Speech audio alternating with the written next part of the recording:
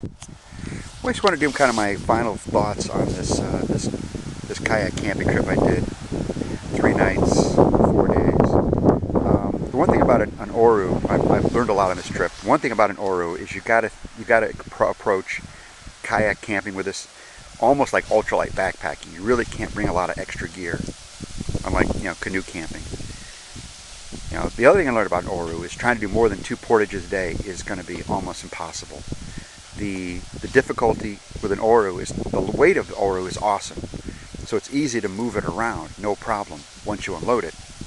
The problem is loading it and unloading it.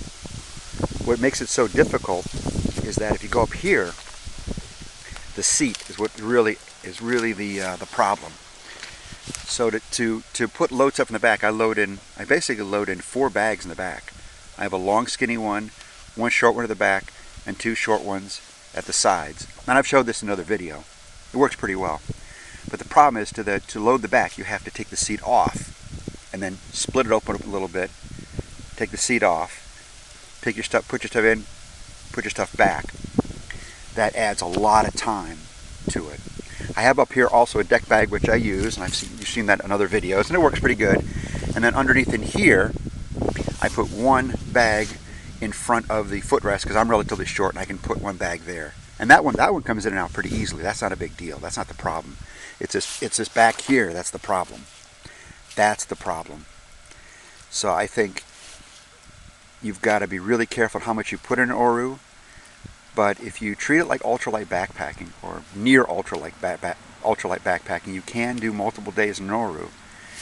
But do not plan on doing more than 2 portages a day, because portages are just a real pain in the rear, having to load and unload the back end. That said, it worked really well. I was out on some pretty rough water with it. It came through okay. It acted as a windbreak for me one night in one camp. It was pretty windy. I'm pretty happy with it. The other thing also is putting it together.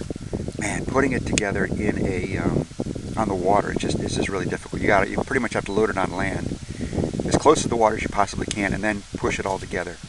I ended up hurting my finger here because I was trying to snap it back together again, push the top here back together again.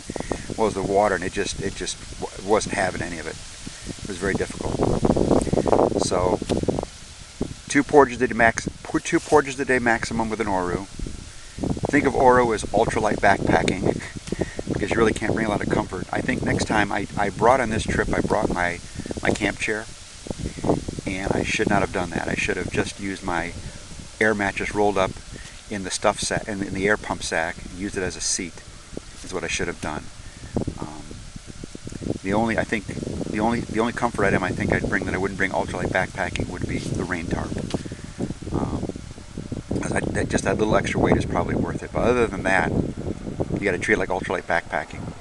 But it allows you to get some really cool places, and the weight is awesome. The portage, once you get it all ready to portaging it, 26, 27 pounds, walking it a mile is no big deal. It's just getting ready to portage and then re-prepping the boat after you portage is just a pain. All right, see you guys in the water.